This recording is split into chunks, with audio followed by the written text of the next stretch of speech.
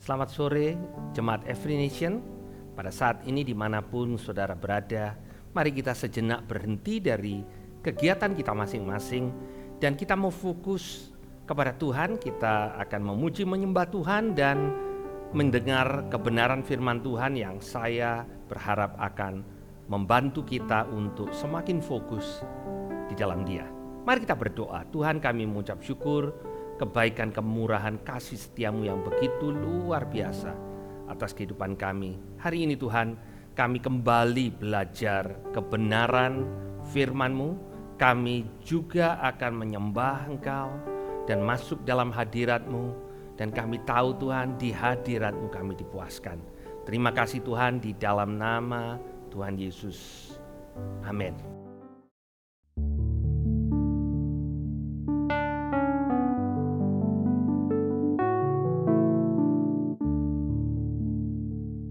Where would I run but to the throne of mercy?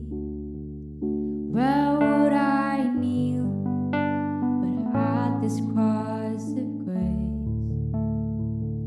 How great the love, how strong the hand that holds us. Beautiful, so beautiful.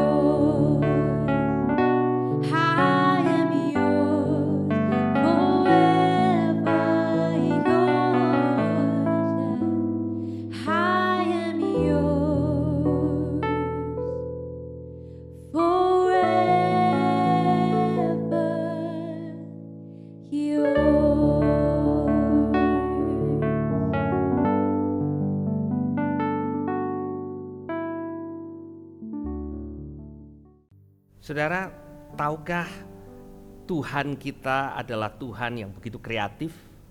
Dia mengajar kepada kita kadang bukan langsung dari membaca firman Tuhan, sekalipun itu adalah cara yang secara umum Tuhan pakai untuk mengajar setiap kita, anak-anaknya, tetapi di dalam keseharian kita belajar, dan pada waktu Tuhan menunjukkan lewat apa yang kita alami sehari-hari, Tuhan bisa menunjukkan kepada kita betapa Dia begitu perhatian, care, dan betapa Tuhan mampu untuk memelihara kita dengan sangat luar biasa.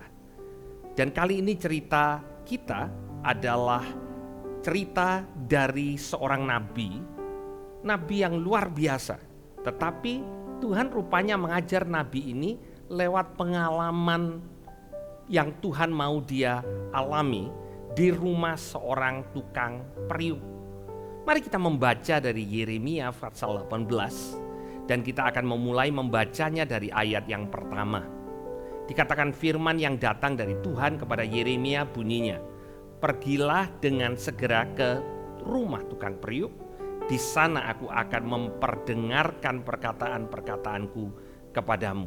Lalu pergilah aku ke rumah tukang periuk, dan kebetulan ia sedang bekerja dengan pelarikan."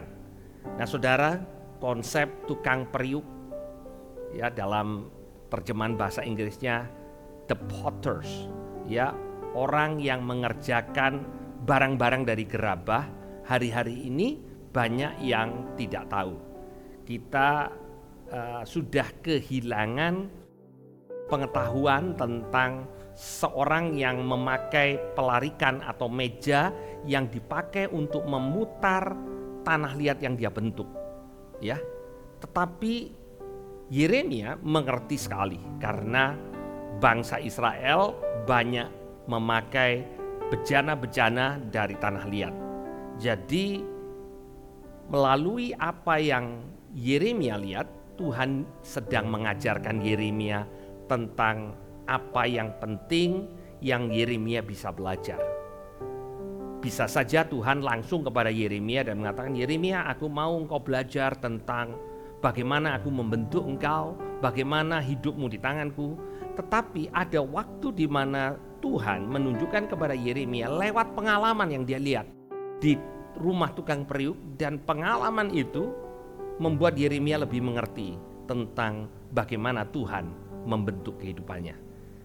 Jadi saudara, juga dalam kehidupan kita sehari-hari, pada saat ini, lewat apa yang kita alami hari-hari ini, sebenarnya Tuhan sedang mengajar kita, ya. Dan Tuhan mengajar kita lewat apa yang kita alami, dan firman yang tertulis meneguhkan apa yang kita lewati dan apa yang jadi rencana dan janji Tuhan lewat firman-Nya. Jadi pada saat itu Yeremia pergi ke rumah seorang tukang periuk, dan pada waktu tukang periuk itu bekerja, ya, ini adalah gambaran seorang tukang periuk bekerja membentuk bejana dari tanah liat, ya, dan bejana itu dibuatnya dengan hati-hati, ya, dengan satu bejana yang sudah ada di pikirannya, tetapi dia mulai membentuk lewat tanah liat, sebongkah tanah liat yang belum berbentuk apa-apa. Demikian juga Tuhan, pada waktu Tuhan membentuk saudara, mungkin saudara merasa saya tidak ada apa-apanya, tetapi pada waktu ahli penjungan itu, ya, bekerja di pelarikannya, maka ada sesuatu yang indah yang dia hasilkan lewat bejana tanah liat yang lewat tanah liat, bongkahan tanah liat yang sederhana, yang tidak berbentuk. Di ayat yang keempat dikatakan, apabila bejana yang sedang dibuatnya dari tanah liat di tangannya itu rusak, maka tukang periuk itu mengerjakannya kembali menjadi bejana yang lain menurut apa yang baik pada pemandangannya. Ayat yang keempat ini punya prinsip-prinsip yang sangat penting. Yang pertama, pada waktu kita sedang dalam prosesnya Tuhan, sebagai bejana tanah liat, bejana itu bisa rusak, saudara. Hanya karena ahli yang membuat gerabah dari tanah liat itu sudah mengerjakan begitu banyak bejana dan ahli, bukan berarti sekali dia membentuk langsung selesai. Saudara, kehidupan kita ini masih dalam pembentukan. We are work in progress. Dan ada waktu kita menolak pembentukan Tuhan. Ada waktu di mana kita berusaha untuk melakukan apa yang kita mau. Kita menolak untuk berada di tengah-tengah apa yang Tuhan mau lakukan. Kita keras hati. Apakah Tuhan meninggalkan kita? Dari cerita ini, Tuhan ingin mengatakan kepada Yeremia tentang dirinya dan tentang orang Israel. Kalau Tuhan membentuk Yeremia, kalau Tuhan membentuk orang Israel, kalau Tuhan membentuk saudara, dan ada resistensi dari saudara, ada penolakan, Tuhan gak give up, saudara. Tuhan tidak menyerah dan mengatakan, memang tanah liat ini gak bisa dibentuk, aku buang aja. Tetapi yang ada dalam benaknya Tuhan adalah, aku akan mengerjakannya kembali menjadi bejana lain. Nah saudara, Tuhan itu punya rencana buat saudara dan saya, dan dia tidak give up. Tapi yang kita perlu perhatikan di sini dikatakan menjadi bejana lain menurut apa yang baik pada pemandangannya. Tahukah saudara, pada waktu Tuhan membentuk, Tuhan tidak pernah tanya kepada kita, apakah menurut kita apa yang dia lakukan baik. Sebagai seorang ahli dalam membentuk bejana itu, Tuhan tahu apa yang dia lakukan. Saudara, seorang pelukis yang hebat tidak pernah bertanya kepada orang yang menjadi pengagumnya sekalipun tentang apa yang harus dia lukis. Bagaimana caranya dia melukis, berapa lama dia harus melukis, dan size daripada lukisannya. Itu ada dalam benaknya, dan pada waktu lukisan itu siap, akan dinikmati oleh banyak orang. Pada waktu Tuhan membentuk saudara, Tuhan tidak pernah tanya kepada saudara, apakah saudara setuju dengan caranya dia? Apakah terlalu sulit buat saudara untuk melewati apa yang dia lakukan? Karena seorang ahli tahu apa yang dia kerjakan. Tuhan tidak pernah membuang apa yang dia kerjakan. Yang dia lakukan adalah mengerjakan kembali sampai menjadi bejana yang baik menurut apa yang dia pandang. Di ayat yang ke-5 dikatakan, kemudian datanglah firman Tuhan kepadaku, bunyinya, masakan aku tidak dapat bertindak kepada kamu seperti tukang periuk ini, hai kaum Israel. Demikianlah firman Tuhan, sungguh seperti tanah liat di tangan tukang periuk, demikian kamu di tanganku, hai kaum Israel. Saudara, lewat peristiwa ini Tuhan mengajar kepada Yeremia dan juga Tuhan mengajar kepada bangsa Israel bahwa mereka sedang dalam pembentukan. Tahukah saudara bahwa tujuan utama dari pembentukan itu adalah supaya saudara dan saya menjadi semakin serupa dengan gambar anaknya.